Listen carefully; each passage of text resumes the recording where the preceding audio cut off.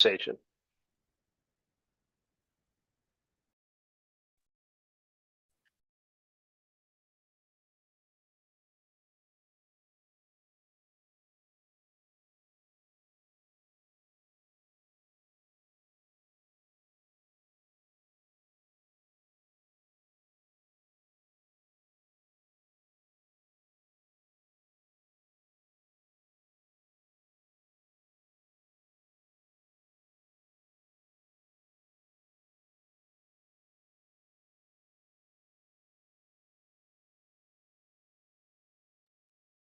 Tim, was there another family member using your account, or are you trying to confuse me? You're still muted, but that's okay. I guess Rory gets muted, not Tim. Right. Yeah, no, my son was using it and I had to change it back. Oh, good. Yeah. Brian, good to see you. I'm just and Shelly, I see you online. I'm just gonna give everybody 1 or 2 more minutes to see. Carrie, we had 1 or 2 that couldn't make it. Is that right? That is correct. I believe Karen Ellenberg will be joining us just a little late. Karen She is had here? oh, sorry. Sorry, Karen. No, that's okay, Carrie, you were right. My meeting got canceled. So yes. Then very good. Sorry, I was looking at one screen. Rochelle also mistakenly got double booked, so she sent her apologies and will be here in a couple weeks. Okay. And I know Shelly has to step away for just a minute. We do have a lot to go through, so I'm going to go ahead and start the meeting. At first, it's the usual preamble. This is Barrick Abramson with Confluence PSG, and this is the October 30th meeting of the Housing Subcommittee of the 1296 Task Force on the Rights of Coloradans with Disabilities. This meeting is being recorded and I believe live streamed over on YouTube. Just a few norms as we get going. Members, you're already doing this, but to the extent it continues to be safe and comfortable for you to do so, we would love to have you stay on camera. We understand that's not always possible. Members of the public, we appreciate you joining. We will have the opportunity for public comment at the end of the meeting. I'd ask you to leave your cameras off until that time. And if you would like to address the group during public comment at the end of today's meeting, which is running from 11:30 to 1, I would just ask that you drop me a note in the chat, Barrick, or my colleague, Carrie Steele. And on the note of the chat, that will be the only time we ask people to use the chat, unless you need to get a link from us. We try to avoid using the chat. Folks that are listening or watching on YouTube can't obviously see the chat, and it can just be distracting, certainly for anyone using a screen reader, but frankly, for everyone on the call. Last thing I will ask is members, the first time you speak, for the benefit of those who may just be listening, I would ask that you introduce yourself by your full name. And anytime after that, when you speak, would ask you to introduce yourself by your first name each time that you talk. With that, let me lay out the plan for today's call, because we had this meeting and one in 2 weeks to get through all of the stakeholder feedback and input and decide which, based on the input and the discussions you all have had for the last 10 months, which ideas you want to advance as recommendations to the executive committee. And I want to be clear that when it comes to recommendations, some of the other subcommittees had thought that those needed to be things like legislation or new requirements. That is certainly your right to include those types of recommendations. I also want everyone to be very comfortable saying, I don't think we should necessarily require this, regulate it, or legislate it, but I think we should recommend that this be what's done, either by a state or local government agency, by private sector, in this case, maybe developers or the nonprofits. So your recommendations can range anything from, let's go require this, let's find a way to study this, or let's suggest that people should do this as a best practice when possible. Just to remind folks of process and structure on things, the report itself for each idea that you put forward will do a couple of things. Number one, it will identify what is the problem we're looking to solve with any one of these recommendations. Number two, we'll look to name what the end state North Star is that we're looking to create, because some of those may take a transition time or multiple steps. We're also going to name in there what is the minimum next steps or first steps that you all believe should be taken in line with that recommendation, if it is one where there may be multiple steps to get there. And I bring this up because we understand some things you all have talked about. People have said that may take a couple years to transition to. I also want to encourage you to be very aspirational while being aware that Colorado has a tough budget session coming up in our next legislative session. And I don't in any way say that with an ask for you to tone down the aspirational views. But what I don't want to see is great ideas completely killed or stalled because there's no funds. Because so to the extent that on all of these, there's ways for us to say, this is the full version that we think should happen. But if resources are limited, this is the minimum that we think should happen. And finally, just on process, we will be delivering all of these reports to the executive committee. Legislation says December 1st. I think people didn't catch that was a Sunday. So the reports will actually go to the executive committee on December 2nd. They will most likely do some additional public hearing, whether we do listening sessions or stakeholder input. But once we've narrowed your ideas down to recommendations and you finalize those, the executive committee will then be discussing those. And I want to be transparent on what the legislation says, which is they can choose to advance or not any of our recommendations. So when I bring that up, it's not to say the ideas I don't expect to be acted on by the executive committee. But the last thing that we will be including in the report is the rationale or the considerations for why you're advancing this idea.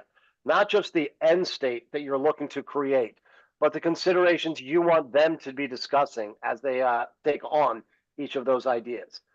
Finally, the way we're going to approach today's conversation, we're going to start off with a brief conversation about the collective of all of the input we received. For those of you who have had a chance to go through, I think this committee received some of the most input of any. I'll tell you, the CATA rewrite received probably a half a dozen folks commenting. On this one, we have 15 and 20 comments from the surveys on most ideas. We also have letters from DOLA. We have input from people like the Home Builders Association, the chambers, and other folks. So we'll spend a little bit of time just getting people's overall reactions to the input that was in that folder Carrie shared. And then we're going to go through each idea one by one. And on each idea, people have the opportunity to share where your current thinking is on it, if it's shifted at all, based on either discussions of the group or the input that you saw from stakeholders. And then I'm going to ask people how you want to act on that that idea. And we're really going to have three ways that I'll ask people to vote. Number one will be, I think we should advance this as a recommendation, substantially as is or with very minor revisions. Option number two for action on the idea will be, I think we should advance the idea as a recommendation after we discuss and make substantial revisions to it. Option number three will be, I don't believe this idea should advance as a recommendation. If that's where we land as a group on any one idea, you'll have the opportunity to weigh in and we'll decide, is it something you still want to include in the report as something you think is important, or is it something you want to set aside? Last thing I'll say before we dive into this is we've now had two subcommittees. We've had the CATA rewrite, and yesterday we had the outdoor recreation. They approach theirs very differently.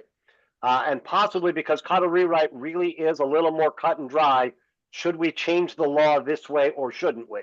So they went through each idea and they said yes or no on how they wanted to act on those. Yesterday on the outdoor recreation, they had a lot more nuanced conversation and ended up saying these 3 or 4 ideas we think we can all collapse into one bigger topic. For example, they had a number of ideas that were about require inspections of this, enforce compliance of that, ensure that people are doing A, B, or C. And they ended up saying instead of having one about parks and playgrounds, one about parking spaces, they said, let's have a big topic that says we think there needs to be enhanced enforcement, including periodic inspections of the following 3 or 4 things. They similarly previously had 3 or 4 different things related to parking and access. They had talked about additional accessible parking. They had talked about additional shuttles. And they said, let's do all of this under one big idea. I'm not sharing this to tell you that that's the way you need to, just to share how 2 committees who have gone through this process so far this week have approached it. Before I start us on the stakeholder input, does anybody have questions about how we're going to approach this or what the process is going to be?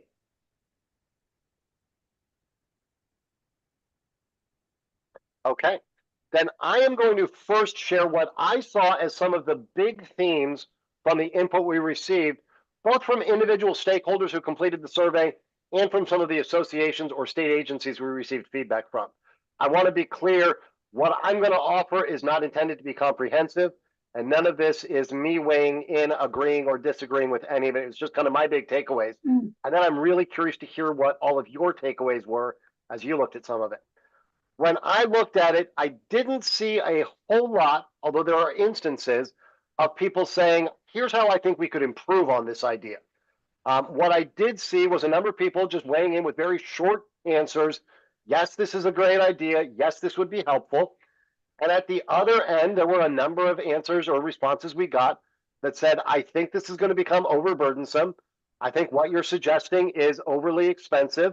Or, for example, when we talked about the navigators to help people navigate the housing market, somebody said, basically, you're crazy if you think one person at the Division of Housing can do this. We also had some folks on plain language contracts, which will be the first one we talked about, make a lot of points that this is good in theory, but I have big concerns about how it would be implemented. How do you distill something that complex down to something very standardized? All of this to say, I think the biggest lines of opposition or concern that I read were the resource or cost of some of these, combined with whether it becomes unnecessarily or unduly burdensome to do so, whether for developers or for agencies overseeing them. Those who were supporting them said yes. Things like plain language, things like knowing what's accessible and having an inventory of that are very helpful. So that was kind of my takeaways. I'm going to go around and I will let somebody volunteer before I volunteer you. But would love to just get folks' takes if you've had a chance to dig into some of the feedback that Carrie shared. Is there anybody who wants to volunteer to go first?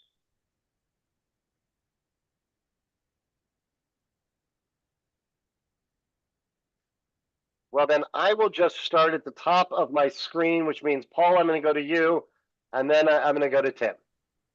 Okay. Paul Brady. I agree with a lot of what you said. I had similar reactions.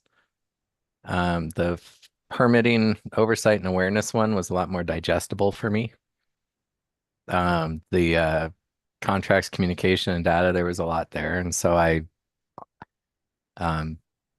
was really looking forward to the conversation today to help me digest that one better. And so everyone knows that's actually, we are going to start today with the contracts, communication, and data collection. So we'll get right into the complicated stuff. Tim, did you have takeaways? And then Brian, I'll go to you next.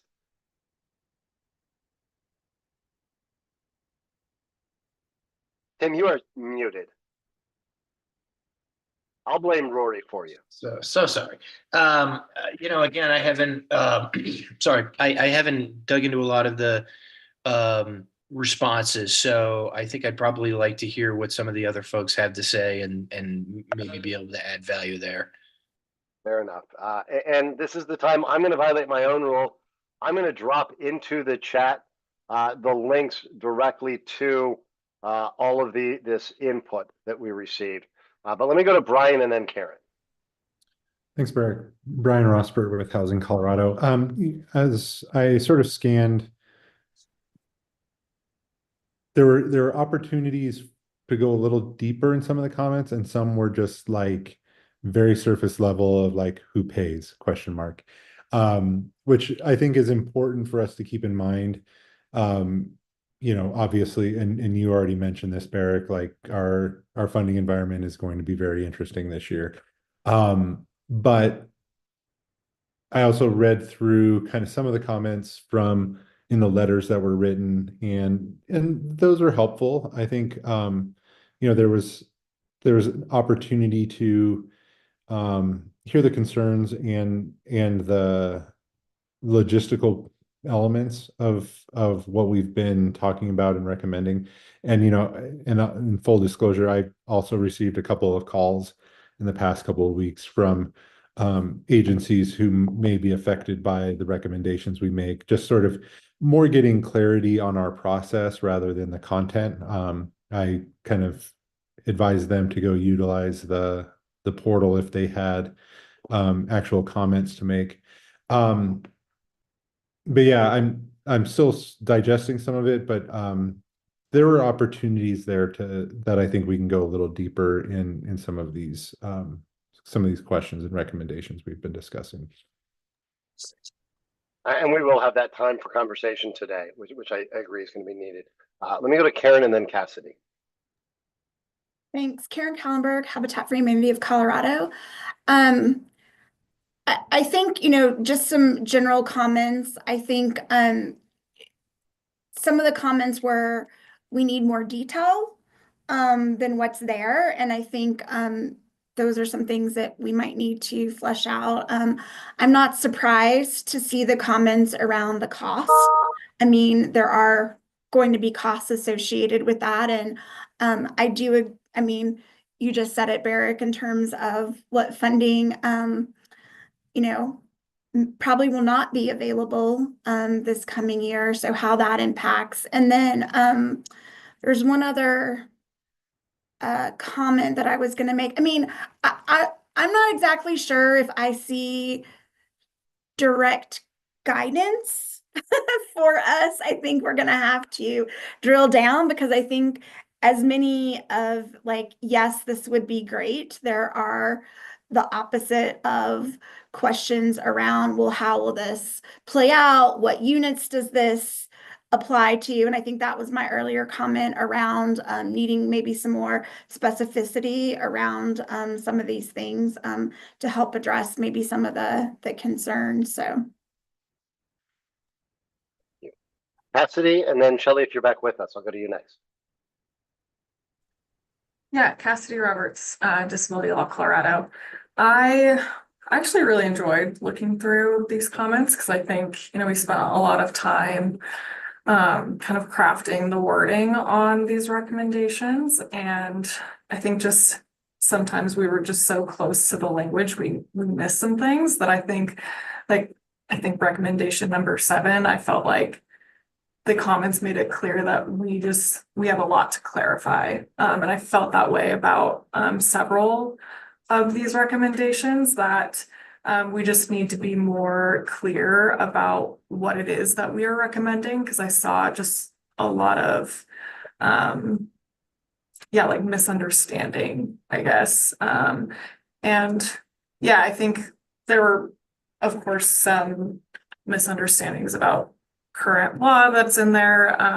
That, as an attorney, it was a little distracting for me, because I'm like, no, don't worry about it. Source of income discrimination is already illegal. But yeah, most of all, I thought there's a lot of room to clarify, and I thought the comments were very illuminating.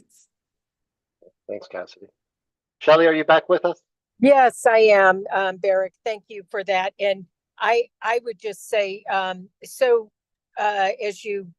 I'm going to provide, it's very interesting to read through the comments. I also, posting this on LinkedIn, and got, similar to Brian, feedback from actual practitioners that are in the field that they are, when we talk about requiring all residential leases and associated legal agreements to be provided in plain language. Some of the feedback I got is around how difficult to convert legal documents into plain language, and that there isn't a universal standard form for accessibility.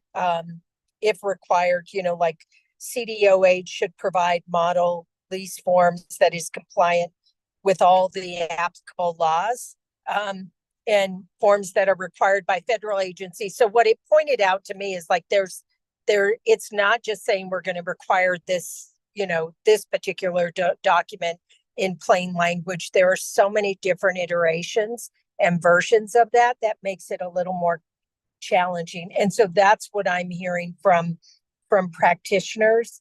There was also some feedback around the required that jurisdictions include accessible features in development approval and building permits.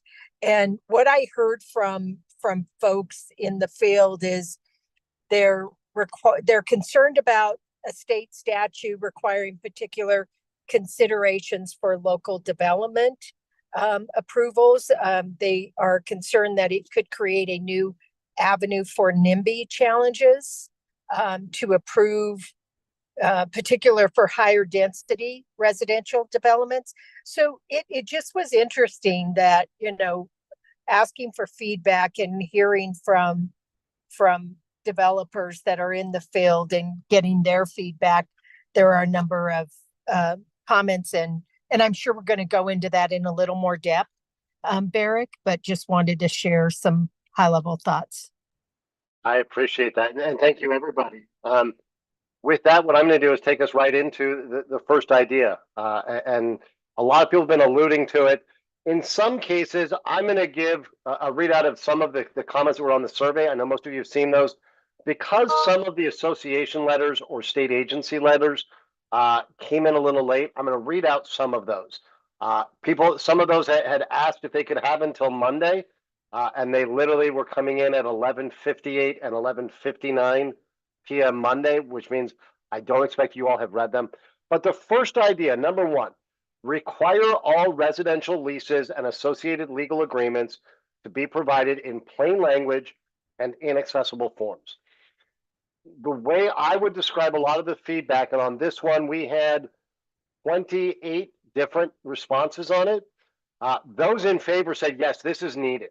Whether it's because this is complicated, or one person said, I have an autistic son who struggles to understand some of this information. We also had a good number of folks pushing back, saying for the small landlord, this would be a big burden to ask them to take on. Others, like the Home Builders Association, said distilling things down this much would lose some of the legal protections. Some people said that in addition to the carve-outs, this would need to be some legal support for others. I want to read exactly what DOLA said, and that's where the Division of Housing sits. They said providing hard copies could be really challenging.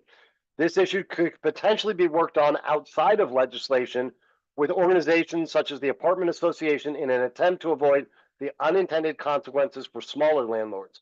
There may be some concern as to what plain language means. We appreciate the intent of requiring all residential leases and associated legal agreements to be provided in plain language and in accessible forms. We have concerns about the state interfering with the individual contract rights and would instead suggest guidance or toolkits on ways property owners can make these materials accessible. One other example from the Colorado Association of Home Builders, who said, we have concern about the recommendation to provide leases and agreements in plain language. The challenge with this will be in the details. It is unclear to us what would constitute plain language and accessibility. Legal agreements can inherently be complicated and lengthy. While we appreciate the desire to have agreements that can be easily understood, we are concerned about striking the right balance with readability versus ensuring an individual is fully informed of their rights. We also would need to better understand what is meant by accessibility and how that can be achieved. Does this mean documents have to be in multiple languages as well? If so, how many? They point out that the IRS publishes their documents in 20 different languages. I don't, as a matter of clarification, I don't see anything in what you all have put out there talking about different languages. I think that's another topic for the state to contemplate. And I don't read out those two to emphasize the opposition, only because they were full letters that came in. There are definitely a number of folks that weighed in with comments like, there would be benefits to this. As somebody who is blind, I've run into multiple places where the leases are not accessible, and it's definitely deterred me from multiple housing complexes because the management companies are unwilling to assist. There needs to be a law prohibiting inaccessible leases and hold them accountable. We can have a conversation as a group now also about what to what degree some of this is about enforcing existing law. But I think what you're hearing is those who have run into challenges with this see the need for plain language. From those building or operating either on the government or the development or management side, concerns about what burden or cost this could mean.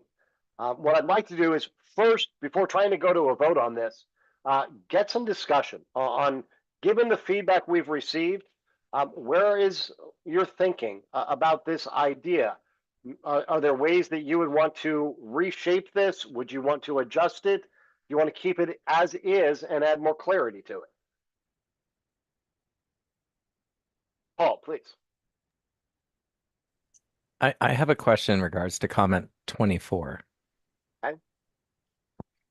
I'm sensitive to duplicating things in multiple spots, regulations in multiple spots, because the slight difference of wording can create a lot of complexities and confusion.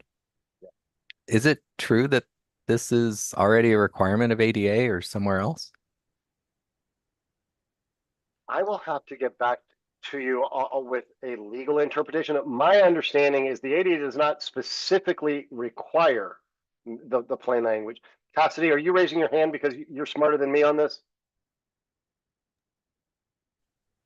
Not in those words particularly, but I do maybe have some insight to offer there. Yeah, so the ADA isn't gonna cover housing situations. So that's gonna be the Fair Housing Act, and it's gonna be Section 504 of the Rehabilitation Act for housing providers that receive federal funds.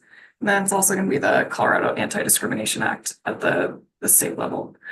They don't specifically require plain language. There is the requirement that housing providers make reasonable accommodations for people with disabilities.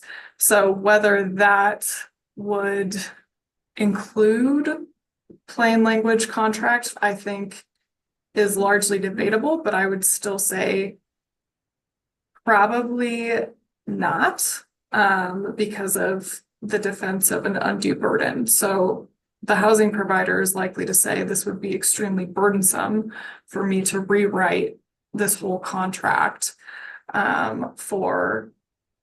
to accommodate this one tenant with a disability.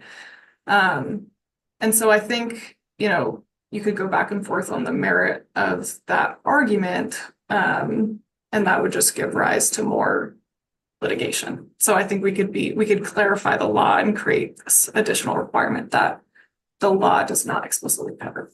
So I think that's. Thank you, Cassidy. Other members with thoughts of where you may want to go with this idea? Should this elevate to a recommendation? And if so, what might that look like? Paul. Paul again, I guess just a follow-up question then. If it is in the ADA and maybe section 504, could we piggyback on that and edit the recommendation to not blaze a new trail, but say follow those previous paths? I think that's something you all can discuss. What I will offer is a couple of thoughts on that, Paul, and this is, again, not me weighing in with an opinion. I think it's important that as Cassidy walked us through, what's in the ADA is the requirement for an accommodation. There is nothing in there that strictly says that means plain language. So you would have a lot of litigation on whether that is how that should be interpreted. I will also tell you that the CADA Rewrite Committee is going out of their way to make sure that CADA does not just lean on the ADA, but that we tighten up our language within Colorado revised statutes so that that is what is relied on here. Tim? Thanks, Tim Dolan, Inclusive Housing Coalition. I'm wondering if, just where I'm leaning on this, I certainly don't see this as a 3, right? I'm seeing not only that there is support of it, but even the critical comments are not necessarily saying that they're not open to something in some form or fashion. I wonder if, to Cassidy and Paul's point, I wonder if part of the recommendation is, as it stands right now, it just says require it. But I wonder if part of the recommendation is a review of existing practices that can then lend itself to requirements. I think that's certainly possible. And that's probably a good example of where we may end up combining a couple of ideas as one option. Let me read what the next idea is that we're going to be discussing to see if that makes some sense. The next idea is to direct the Division of Housing to work with disability advocates, the new Colorado Disability Opportunity Office, CDO, and others to develop guidance and best practices for ensuring leases or other agreements and publications are accessible to individuals with a disability. I will just put to all of you for your consideration, you could consider doing what Tim has raised, of doing a landscape analysis of what the current practices are as part of an effort to develop this guidance of best practices for ensuring, in this case, it said that publications are accessible.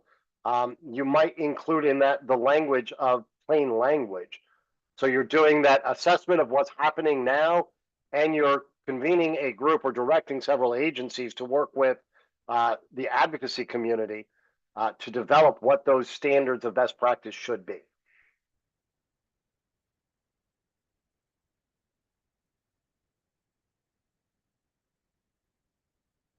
Paul.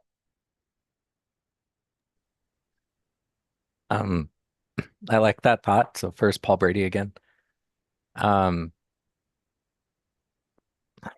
not very well versed in reasonable accommodations, but if suggestion 2 is talking about these guidelines and forms for plain language, what if we change recommendation 1 to require all or to make a statement that we believe plain language is a reasonable accommodation?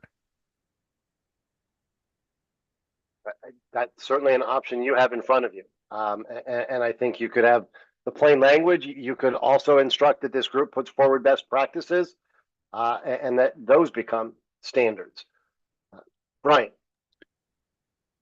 Hi again, Brian Rosper with Housing Colorado. Yeah, I agree with Paul and Tim, and especially looking at that second one. Really, if before we require something, having a good sense of like what is going to be the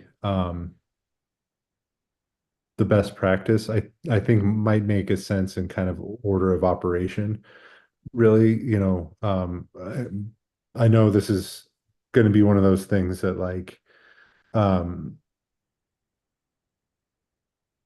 may come up as, these offices within the state, it's going to take money to do this. So like, I know that that's going to be a thing. But I wonder if, yeah, making the recommendation we make is trying to identify what the best practices are. If anybody is doing something like this, and that's kind of an unknown to me, is, are there any other places, states, municipalities, other spaces where legal documents are being utilized, that it just makes sense, I guess, to do that landscape analysis first before making a requirement. How does this evolving idea sit with everybody, that we would combine ideas 1 and 2 into a recommendation that the state conduct an analysis of best practices in use right now in Colorado and in other spaces regarding plain language generally, and regarding the accessibility of residential leases and contracts, with the intent of publishing a set of best practice guidelines? Cassidy? Yeah, I think that makes sense and is kind of honestly how I was reading number 2 a little bit. Like I thought that they would not just, in their own brains come up with best practices, but, consult with people.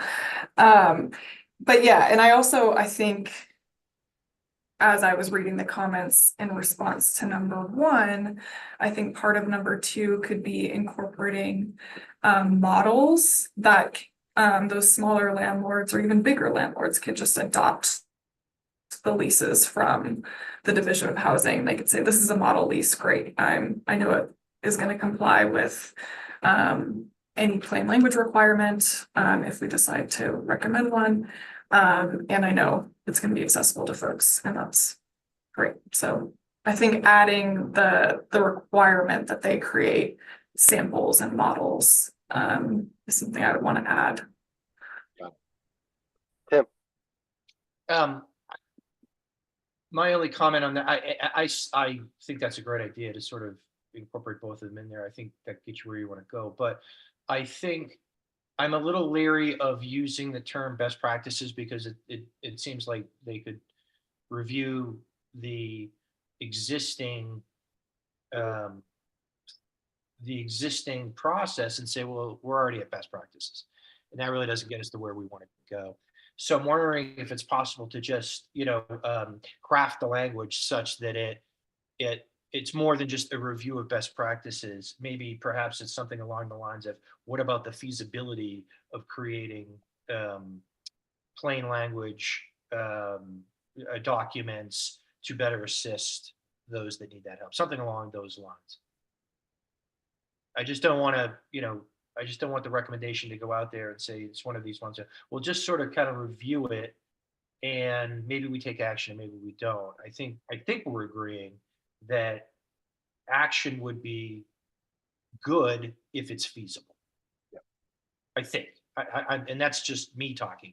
I'm not trying to make, I'm not trying to, say that's what the rest of the group thinks. I'm just telling you what I think. and let me follow up on that and get the group's thoughts. And Karen, you're welcome to jump in on this or other aspects.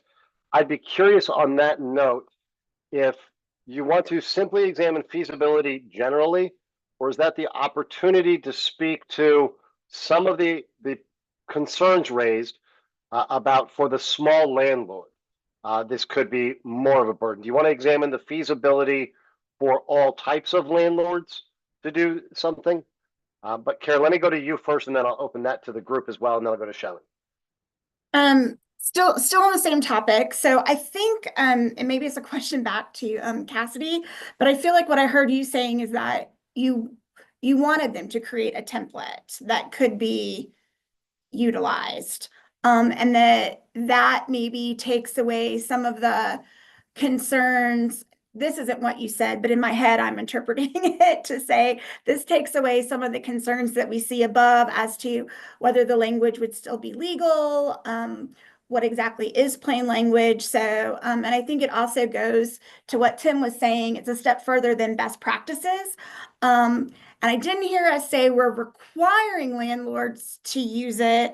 What I thought I heard the group say was we want to have these templates available that a landlord could utilize them to make the lease documents accessible. So I guess I'm kind of restating what I thought I heard from folks. And I do like that idea. I mean, I think that's a good direction, taking it a step further than just the best practices, but creating something that landlords can utilize.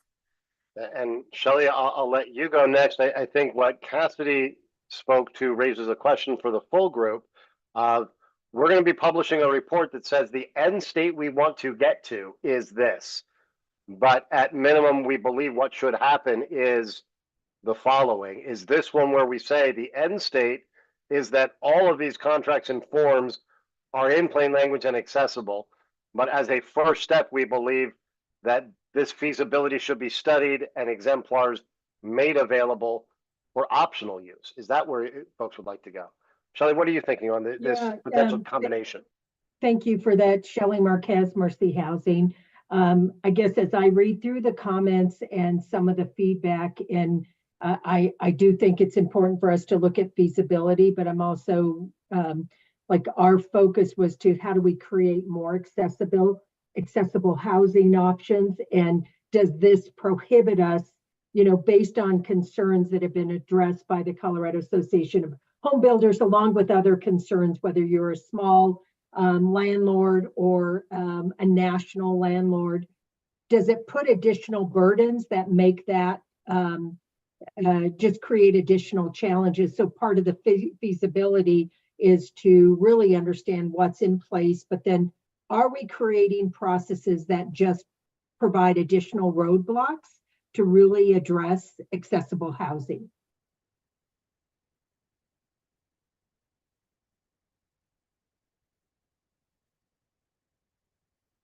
Thank you. I'm just making notes in the document to try to capture some of these key ideas. Clearly, I'm not going to ask for a vote today in that what we're doing is discussing potential rewrite, and I would never ask you to vote on language that we need to craft. What I will do is take notes that I'm taking and that Carrie is taking and craft a revised combination of these first two ideas, share it back out with you, ask you to consider it in light of all of the feedback and the discussion, and we'll look to vote in our next conversation.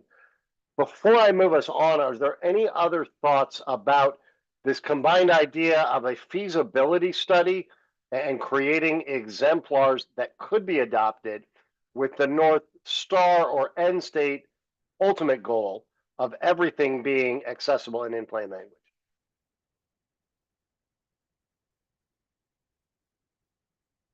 Paul. Paul Brady here. I would just hope that any best practices that were found out of that research could be published.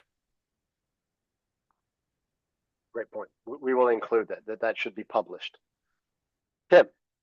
Just real quickly, I wonder if a way to address what Shelley was talking about the burden is it possible if we determine it's feasible to do it, or if whoever is going to look at this decides it's feasible to be that those template documents be available at no cost to a small landlord.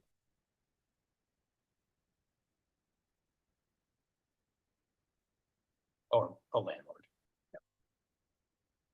Thank you, Tim. Yeah. Okay, I'm going to move us to the next idea, and I'll highlight some of the feedback that we got.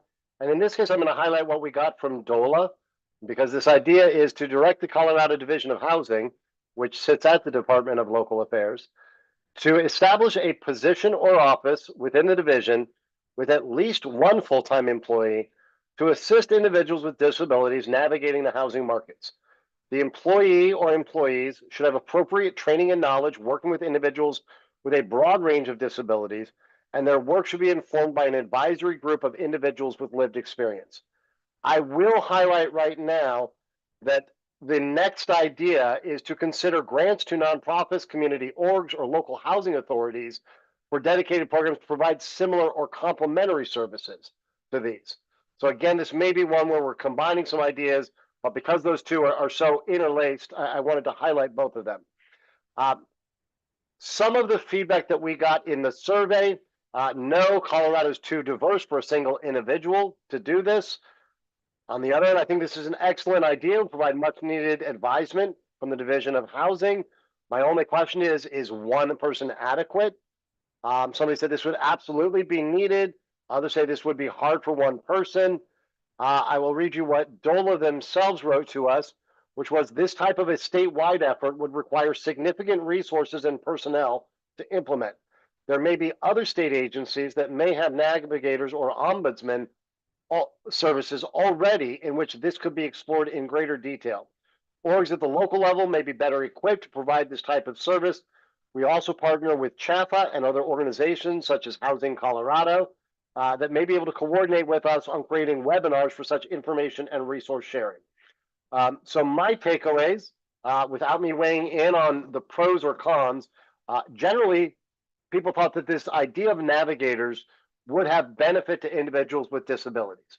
I think we've got to think to Shelley's point, does this strike at the goal we are charged with of getting more accessible units online, and at what cost, and who should be doing this? Should it be the state, as was contemplated in the idea? Should it be local governments, housing authorities, or nonprofits, as we included in the next idea? Or is it some mix of these? And as Dola suggested, are there other navigators in other offices who could be upskilled and trained on some of this? Brian, I'm going to call you in because Housing Colorado got called out by our friends at DOLA. So I'd be curious your thoughts on the two ideas of asking DOLA or others to create the navigators, or a state program to support others at the local level doing this? Yeah, it it feels like the kind of both and question, the both and response to like those two questions is somebody at the state to coordinate the granting to local communities.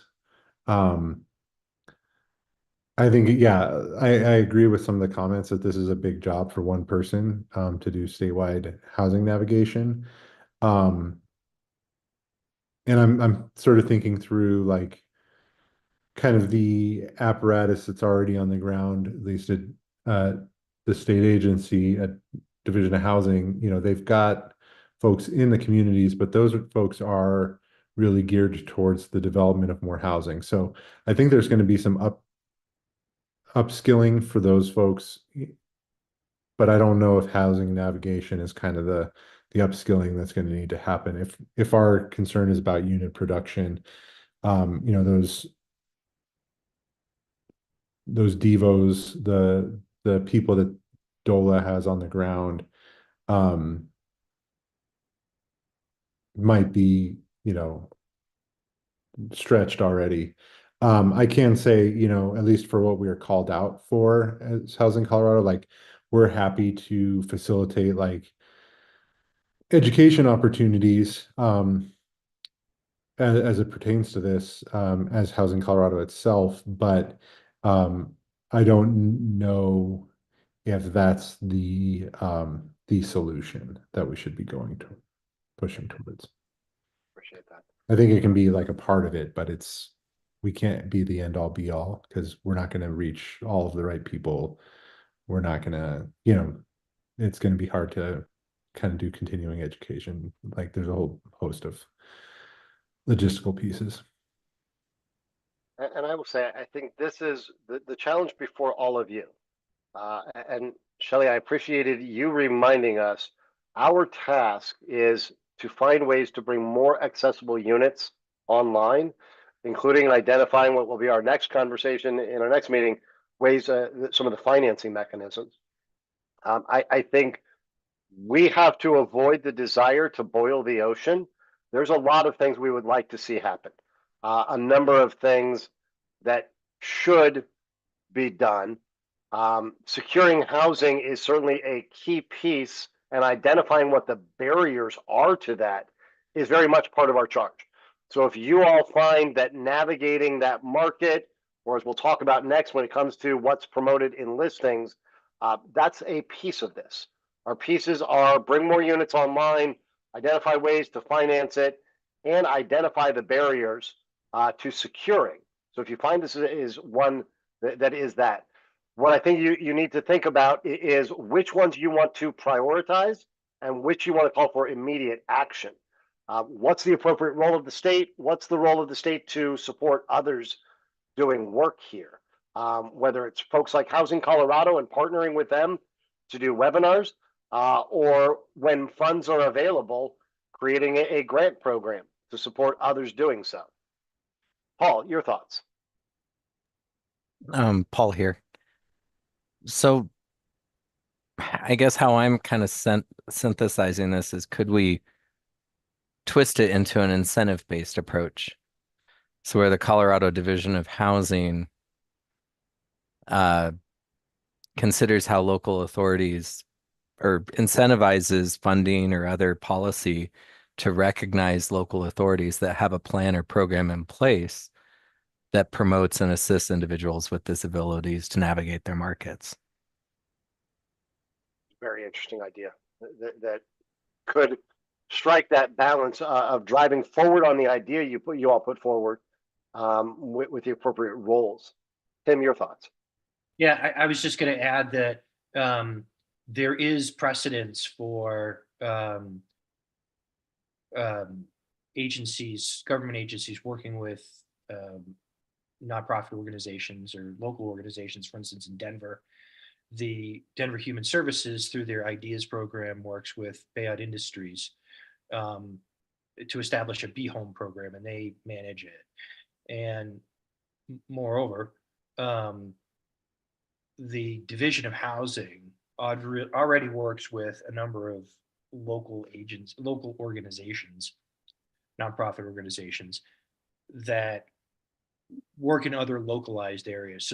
So taking it out, taking the actual practice of the navigation away from DOH sounds like, or any government agency on a statewide basis, sounds like a good idea to me. And localizing it, I think there's then what would that cost and how would it get paid for? Maybe that's a question for another day. But in terms of, I think that still navigation is needed and it's a good idea. And I think that it can be localized and therefore be more effective. So let me ask folks, again, looking at these two ideas combined and where we want to go with them next.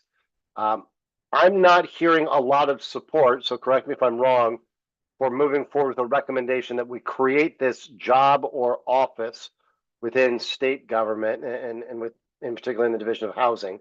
I am hearing a strong desire for an end state where every Coloradan with a disability has access to a navigator to assist them navigating the housing market, their rights and their options, and that the pathway to that could be for the Division of Housing to partner with local agencies to provide informational resources and to continue developing incentives and programs to support local entities, whether at housing authorities or nonprofits, to provide that navigational support within the local context. Tell me if I'm getting the read right on kind of those big pieces, that we don't see this as we want to recommend the state create this, but we do want to see the state partner to educate and explore ways to identify incentive programs for local actors. I see Cassidy nodding a bit. Other thoughts on Brian? Yeah. Shelley, Karen. So should we go that direction with these two? We'll work to draft some language that combines them and moves it away from directing the state to create the office, but does still involve the state partnering to educate and identify incentive programs. Okay. We will draft that and bring it to you all for consideration and a vote on our next one. Now we're going to go a little bit of a different direction. And this is about, and again, I do want to bring back the language. I was misspeaking a little bit when I said our charge is just to bring units online. It's to bring those units online, to identify funding mechanisms, and to identify the barriers to securing and enjoying affordable, accessible housing. So a lot of these things do fall into the securing and enjoying. The next idea was to require any publication or advertisement for a property available for lease that lists any of the features of a unit or property to list all accessibility features, which could include, but not be limited to, counter heights, grab bars, outdoor and garage available accessible spots, numbers of elevators, and which common building amenities are accessible, like pools or common areas.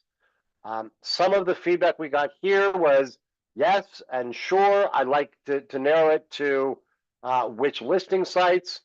Somebody said newspaper listings don't have that much room. I think this is a common sense recommendation.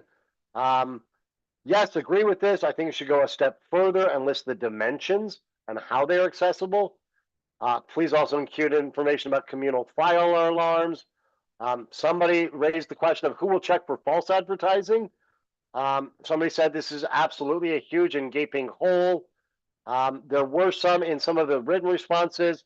Are you going to require this for all units or for multi-units of a certain unit count of say 20 or greater? But when I'm just scanning the feedback to question 5 or idea 5, there was general support. We had some folks raise questions about who specifically this would apply to. So let me open it up for discussion. The idea of requiring advertising that lists any feature to also list all of the accessibility features.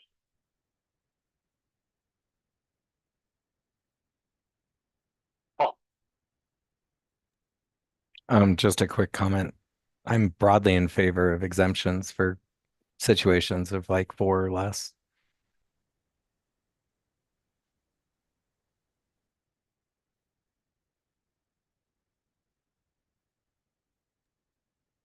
Right. Yeah, I see the kind of overwhelming positive response to this. The question of enforcement is, I think that might be a detail we don't necessarily have to get into, and let if this goes before the legislature, let them kind of deal with that. Like, is it a fine? Is it, who polices this? Like Paul, I think, well, I don't know. I don't know about exemptions, because if you're listing amenities and listing things that are already available to the unit, like the next step of 2 or 3 sentences listing the accessibility features, if any, like I don't see that as overly burdensome. If you're creating a listing already, like what and yeah, I guess I don't know about exemptions, kind of writ large. Patsy. Yeah, I agree with Brian there, and I think where it may be burdensome is for the smaller landlords who may just truly not know, like, what is an accessibility feature? Because I'm in the space of disability rights, and I'm sure there are so many accessibility features, and I personally don't know either. So I'm wondering what's missing here would be like some sort of document that people could use to say, like, yes, I have this, and no, I don't have this, as kind of a guide to help them with this process. And gosh, there was one other thing I was going to say. As for, I guess what I was going to say is, I'm wondering if there's a way we could collaborate with something like Zillow, right? To just have these like check boxes almost too. So if Zillow just had like, do you have a roll-in shower? Like, check yes or no, and to post something onto Zillow, you could just automatically go through that. I think that would be ideal. I don't really know the logistics of that, but would be helpful. Let me just react to a couple things that I've heard. One, I want to be clear. No, it is not incumbent on this subcommittee to identify how it would be enforced. That's something that either the executive committee or the legislature, or whatever regulatory agency will have to look at enforcement. Cassidy, to your point, I think there's a balance to strike of, I would be nervous about an idea that relies on Zillow or any large company going along with what we want. I think it's a great idea that you all can consider. One idea in kind of the middle of what I'm hearing would be that we require this list, but as a precursor to that, we direct an agency, and maybe it's housing, maybe it's CDU, to work with advocates in the disability community to create a checklist. And that becomes what you and others are talking about, of a standardized check yes or no that's made available. And that's what folks are required to complete. Paul, you have your hand up. You took my thought. Oh, sorry about that. I think that's also similar to question 10, kind of in the data collection efforts. That form could maybe be used as a census, essentially, to data collect. I will make a note of that and come back to that. Karen, on this idea of publishing it and maybe using a standardized checklist of the accessibility feature. Yes, I like the standardized list. I think that's really helpful. I was just gonna also make a comment on number 4, where it talks about newspaper listings. I wonder if we want to be specific and say something around like online listings or, I don't know, something to differentiate whether that is possible or not. I don't know, but that was my thought. I know when we originally thought of this, it was around like the Zillow type listing to be able to, you know, if there are other things listed, to be able to list these as well. I sometimes have to remind myself that they do still print newspapers. Yeah. Shelley, your thoughts? Yeah, I would just add to that, I think just listings in general, that could be online, written, whatever that may look like, because I would say just as an owner operator of properties, I mean, a lot of it's going online. That's where people are accessing this information, and very seldom do we do something print. But if there is something print, I think just being a little more general of listings in general, that could be online or paper, or could be helpful. So where I'm hearing us on this one is yes to this idea generally of requiring the disclosure of accessibility features. We're revising it a little bit to focus it on online listings in particular because of the availability to provide more information. And we would be looking for either DOH or CDU to partner with the disability community and with developers or home builders to create a checklist that could become that standardized tool used here. Does that capture everybody's thinking on this one?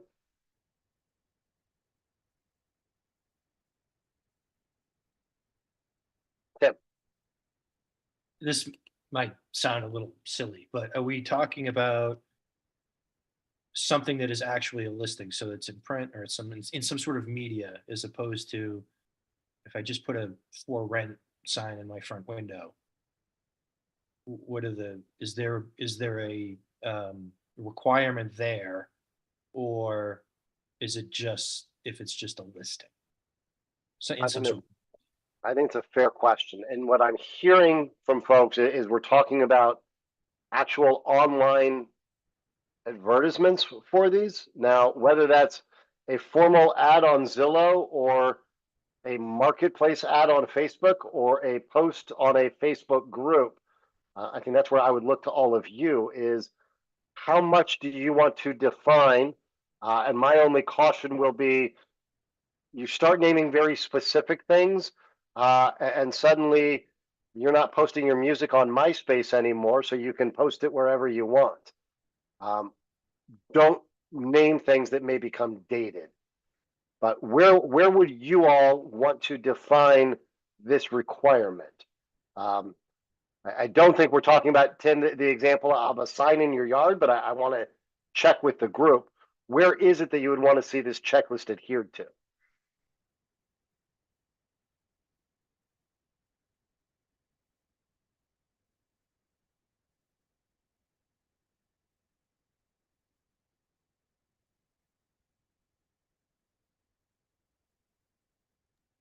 I mean, I don't know if this is possible, but like any online marketing that includes other,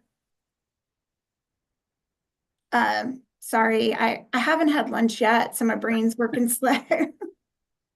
When it lists other items that are included in the housing. So I know that's kind of specific, but again, if it's going to list that it has a basement, it needs to list, you know, this checklist. So I guess that's what I was thinking, an online advertisement that includes other items that are in the unit. Just to challenge everyone, I think we're all agreeing this isn't a sign that just lists 3-bed, 2-bath, for rent, call me. What about a flyer that has a full page of how many showers, how many bathrooms, the community fitness center? If it's a printed item that lists amenities, do you also want it included there? So Barrick, I just think about, this is Shelley Marquez, sorry, from Mercy Housing. I do think anytime you're listing a property, you do list amenities. That's just standard. And so accessibility amenities should be one of those for whoever that audience is. But, you know, usually as a landlord or, you know, as a an agency that's listing a property, you're going to provide all of, that's what attracts folks to the property.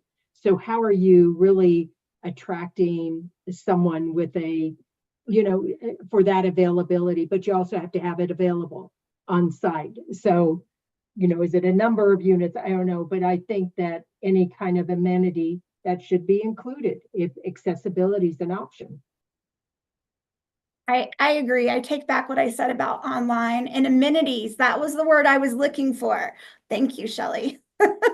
Yes, I think anytime you list amenities, the accessibility amenities should be included. Right. So I think we are pretty aligned on that one. Again, what we will do is just tighten up the language based on this discussion and your reflection, so we have something to formally vote on the next one. The next question gets a little more technical, and we've had some different feedback on this one. But it is to require any multi-unit property to list the number of available type A, type B, type C units, units with accessibility related communication features, including visual and audible, and units with roll-in showers. Would love your just open thoughts without trying to drill down on how we advance or not this recommendation. How does this fit with the conversation we just had? And what are your thoughts on requiring multi-unit properties to list the number of the different types of units, separate and apart from what we just talked about on the listing of available units and their features? Paul. I see the previous one as features and that word we just used, amenities. I see this one as code defined unit types. So I would wordsmith it a little. And after type C, I'd remove units with accessibility related communication features. I'd just leave it as the visual and audible units and units with roll-in showers. So you have the A, B, C, visual and audio, and roll-in. But those are all code specific unit types that I think is separate from the amenity discussion. Appreciate that. I would agree. I think that unless you're in this field, you don't know what an A, B, or C, you know, to Paul's point, that's really code specific, but the average person is not, you know, what do you mean by A, B, C? And so we need to change the language so it is much more clearer around what we're really trying to, is it accessible? Is it part of the amenities? And what do those features look like? So just looking at the comments, like there's a lot of, you know, define unit types. There's still some questions around what does that mean?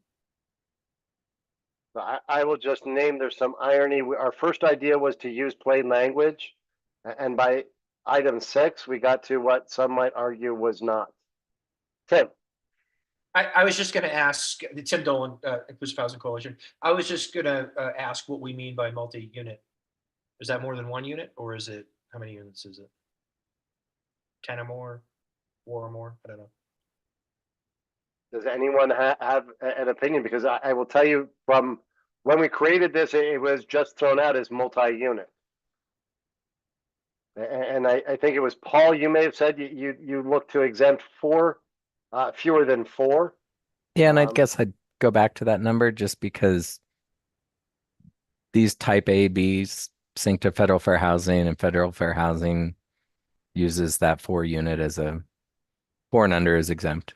Or sorry, under 4 is exempt, 4 or more is required. Cassidy.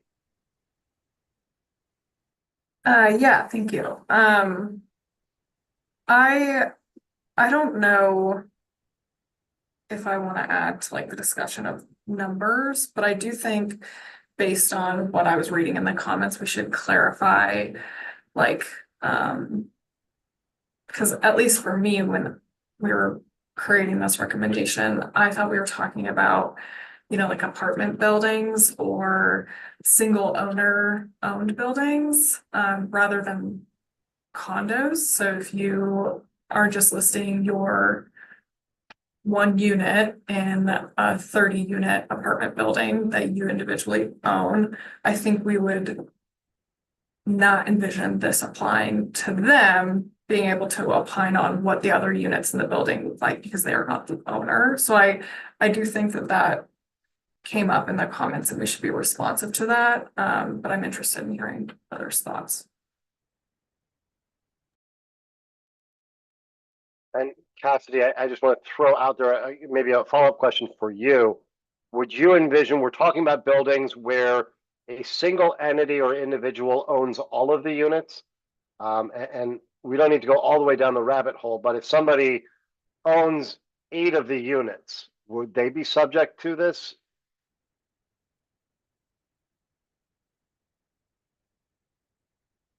And maybe that's something for the exec committee or ledge or an implementation. But what I'm hearing from you, and I want to check with everybody, is what we are intending to address is a multi-unit building owned and managed by an entity or individual, all of the units.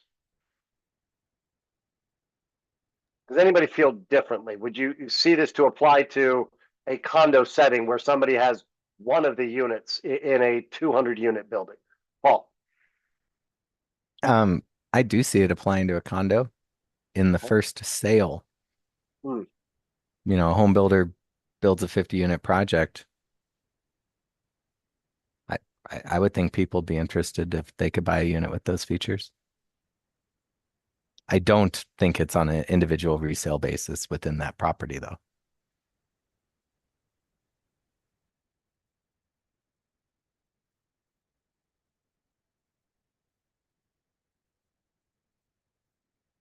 Okay, let me endeavor to do some more plain language on this one. So we're really focusing on, you know, what we intend and what the features are, and clarify to this last discussion that we're talking about either the entire building being leased or made available by a single owner or management company, not condos, except we do intend, as Paul just said, to refer to initial sale.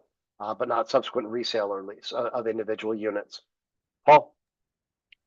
Just on the topic of plain language, I wouldn't want to distill it to the point that just says a property, say if it has universal design features, because that's too broad and I don't think I know what that means.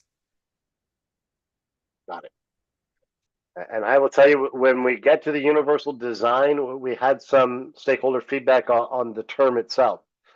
I'm going to move us on to Cassidy. I'm sorry. Yeah. No, sorry. I had some time to think about your question. I do think, you know, if a single owner owns 8 units in one building, I would want that to apply to them. I don't know if we want to think about a threshold like Paul had said, if they own 3 or less. If they own 4 or more, then they would have to say which ones are type A, type B, type C. But I do think if you own a substantial number, it would kind of circumvent our intent here to just say, oh, because you don't own all of them, you know, say you own all but one, you get out of it, you know? So I do think maybe there's a number we want to consider. I will work on some language, and I don't want everybody to feel like we have to agree on what the final number is just in order to get this recommendation moved forward. Let me go to idea 7, which got some feedback. This one is require that all jurisdictions include consideration of accessibility features in development approval and building permit applications.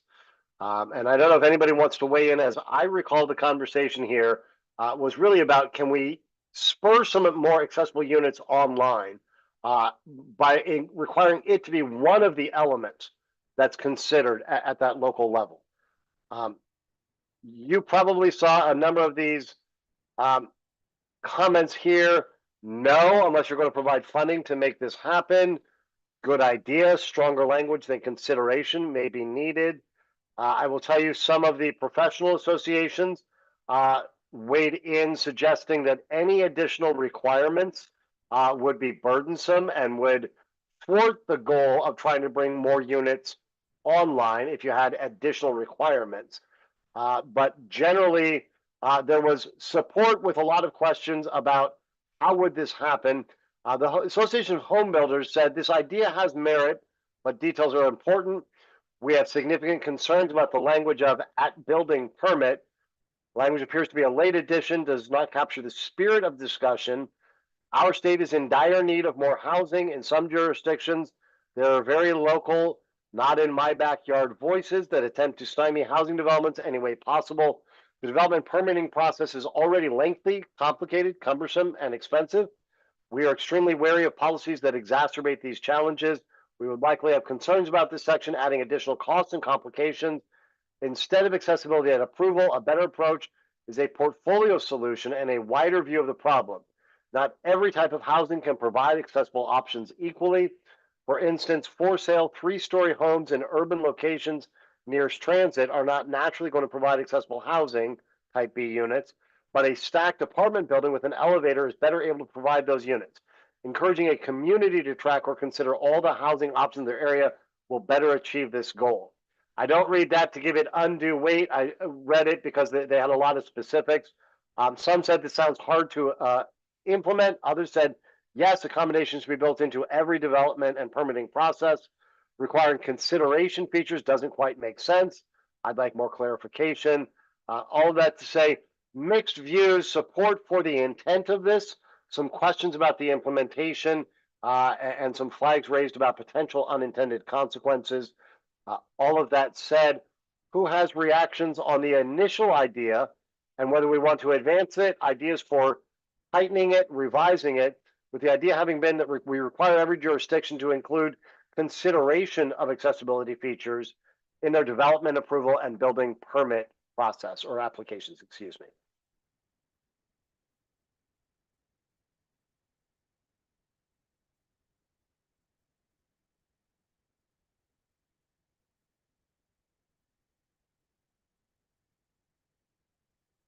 Paul. I guess first, I spoke before others and didn't follow their lead, but I did have a discussion with the Colorado Association of Home Builders offline. So that may be reflected in this. And then I have two broad thoughts on this. One, it's kind of that simple, keep things simple idea. If there's a requirement or an urge to even just address this at the dais, when I have to present a project, at least have a sentence or something saying what I'm doing here. That way it's just talked about. But with the portfolio solution, I feel strongly that it's really hard to look at it on kind of a project by project basis. And that goes contradictory to the keep it simple, just have a conversation at the dais. But and I'd be willing to kind of distill this down to just that keep it simple thing. You know, awareness, I think, is the first step. And maybe that's where this one starts. How you suggested, maybe the first step is just talk about it, but eventually maybe local jurisdictions have to have a plan or something in place. Right. Sorry, I started yawning. I apologize for that. Yeah, I'm kind of torn on this one. You know, given some of the feedback, just knowing that additional requirements do bring additional costs to delivering housing. I'm trying to think through like what's the sort of overall intent? You've been kind of drawing us back to that, Barrick, of like what's the longer range future of this item? Is it something that like communities are, when they're master planning or creating their housing action plans that have to do with Senate Bill 174, that there's some sort of consideration that is being made for what is being produced in terms of accessible units. I agree with Paul, like it would be great, and we do this in some of our applications and nominations for things around questions of diversity, equity, and inclusion. We ask the question, right? Like we ask, how will this workshop at conference address issues of diversity, equity, and inclusion? So at least the question is out there. There isn't it's not necessarily weighted, but at least the question is being asked at some point along in the process, right? Like, what features of this development that you are proposing address issues of folks with disabilities? So I don't know. Like I'm trying to get at like, okay, what's the longer term plan, or what's the longer term activity that we're hoping to encourage, and where can we start? And I agree with Paul, like, a question is a good place to start in the review process. So at least like they're thinking about it. And if the question is nothing, then at least there's a data point there that says, this row of homes that's being proposed doesn't have any accessibility features, and we know that. So this is a good place for me to bring back to how I started today's conversation. There is, and I'm not advocating for or against this particular idea. I just want to underscore there is nothing that says that every idea we've generated needs to become a recommendation, whether on its own or consolidated. There's also, you have every option to advance it exactly as is, that this is something you're going to require jurisdictions to do. And what you end up requiring could be as written, that they include consideration. You could find a middle ground of require jurisdictions to develop plans of how they are going to include consideration. You could simply encourage jurisdictions to ask the question, to collect data and publish data about. So I would encourage all of you to consider this idea with the full spectrums of kind of the scale of enforceability and requirements. Do you want to require every jurisdiction to do this in their development and building processes? Do you want to require every jurisdiction to at least ask the question and collect the information? Or do you want to be on a different tactical approach of encourage and provide models of approaches that jurisdictions could take with this?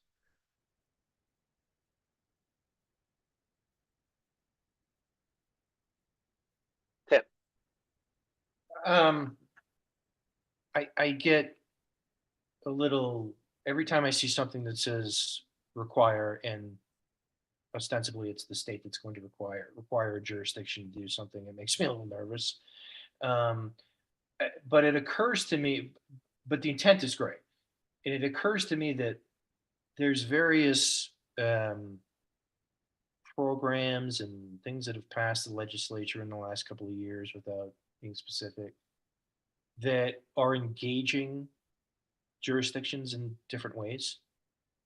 And some of those have strong incentives to them. And so I'm wondering if there's a way to piggyback off of those, instead of just outright just saying, out of the blue, we're going to, what might be perceived as out of the blue, we're going to require some jurisdiction, even if it's just asking a question or making a consideration or something like that. Putting the onus on them to do something, I wonder if it's easier to tie it into something that is already happening.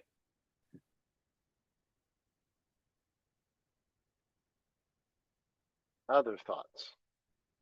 Looking at it from what is the role of the state, what is the role of local government, and how do we incentivize by carrot or stick the collecting of this information and its incorporation into whether it's master planning, portfolio considerations, or their ongoing work. Paul and then Karen. Since we like guides today, um, could the state publish a guide that is distributed to jurisdictions and the municipal league, whatever, that says, hey, in your land use approval process, maybe here's some ways to, some topics to consider and ways to talk about it, because even affordable, attainable housing that's somewhat defined by AMI tiers, whatever, isn't universally talked about either. Karen, your thoughts? Actually, I like that idea. That's not what my comment was, but I know the division, I know the Division of Housing already has a toolkit for local governments. And so I wonder if this is something that could, again, going back to that like simple concept that can be added to a resource that is already out there in terms of guidance.